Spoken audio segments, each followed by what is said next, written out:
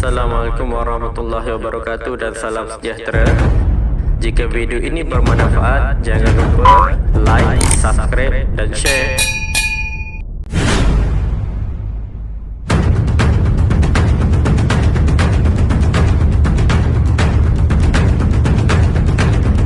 Okey, baiklah. Pada kali ini kita akan menerangkan cara API binding antara Exchange Huobi dengan robot Royal Queue. Iaitu kita nak memperkenalkanlah robot Royal Queue ini dengan exchange kita, iaitu Exchange Huobi. Okey, baiklah, kita teruskan. Yang pertama, kita pergi ke aplikasi Royal Queue. Kita pergi di bawah belah kiri, kita klik home dan kita akan lihat iaitu tulisan API binding. Kita klik. Setelah itu kita akan lihatlah dia ada beberapa pilihan untuk kita hubungkanlah API binding antara Binance ataupun Huobi ataupun Coinbase. Jadi kali ini kita akan mengajar bagaimana API binding dengan akaun Exchange Huobi. Okey, baiklah. Setelah kita klik Huobi, dia akan pergi ke bahagian page Huobi binding. Kita akan copy bahagian IP group binding ini. Di bawah tu ada address dia, kita copy.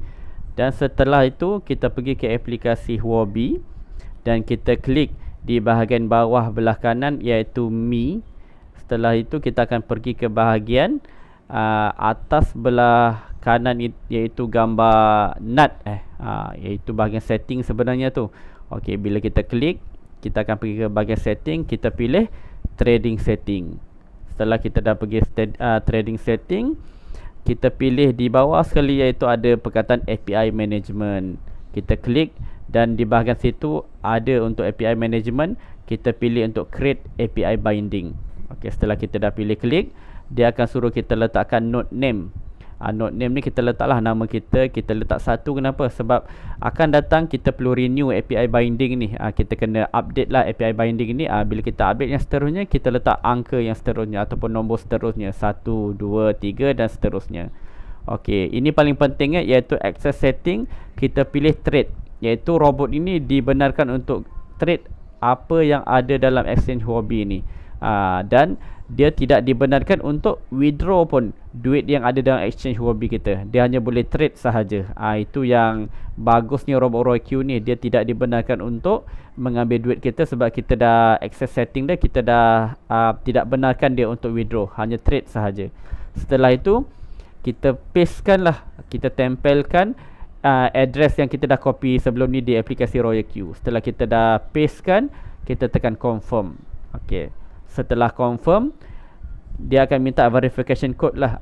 Ini berbeza-beza orang lah. Ada orang verification code dia setting melalui email dengan Google Authenticator verification ataupun nombor telefon. Jadi sebelum kita nak tunggu dapatkan kod daripada email, nombor telefon ataupun J Authenticator ni, jangan lupa kita tekan send dulu, baru kita dapat kod dia. Kalau Google Authenticator ni kita copy lah dan kita paste. Dan setelah itu baru kita confirmkan. Ini antara contoh-contoh yang kalau kita melalui email, kita untuk verification dia akan bagi kod lah seperti ini. Kita tinggal salin je, copy dengan paste. Okey, setelah itu kita lihat apabila kita dah confirm, klik confirm, dia akan tulis itu create successfully. Dan ingat jangan kita cepat-cepat tekan confirm di bawah tu. Yang pertama kita kena copy dulu access key ni. Kita copy, kita pastekan ke dalam access key yang di bahagian aplikasi Royal Queue. Sebelum ni kita copy di bahagian aplikasi Huobi dan kita pastekan dalam aplikasi Royal Queue di bahagian access key. Jangan tertukar pula. Setelah itu kita copy secret key daripada aplikasi Huobi, kita buka Royal Queue, kita pastekan dekat secret key di bahagian yang kosong itu nanti. Okey, setelah kita dah copy paste, barulah kita tekan confirm di bahagian aplikasi Huobi. Setelah kita dah tekan confirm, kita lihat ini page yang lain lah. Saya tak nak keliru nanti kan terlalu banyak. Yang tadi kan kita dah access key dengan secret key dekat bahagian Royal Queue aplikasi ni, kita dah paste. Setelah kita dah paste kan, tengok verification code, dia minta kita klik, kita buka dekat email yang kita daftar Royal Queue ini. Bukan email kita daftar akaun Huobi ya. Email yang kita daftarkan akaun Royal Queue ni, kita buka, dia ada kod dia, kita masukkan dan seterusnya Contohnya macam ni lah kod dia kan dalam email kita. Setelah tu kita klikkan tik yang kecil ni tentang I have read the risk notice carefully. Okey, kita dah setuju, barulah kita bind. Bila dah bind ni, kita dah klik, tanda binding, API binding kita berjaya. Huobi yang kita dah klik tadi akan berwarna hijau, dia akan berganti warna. Begitu juga, sama juga dengan account Binance. Kalau kita API binding dengan account Binance, kita buat dengan Royal Q kita, robot Royal Q kita, kalau dia dah berjaya, dia akan bertukar warna menjadi oren. Jadi kali ini kita fokus pada Huobi, dia akan menjadi warna hijau. Kita kena tahulah, bermaksud API binding kita tu dah berjaya.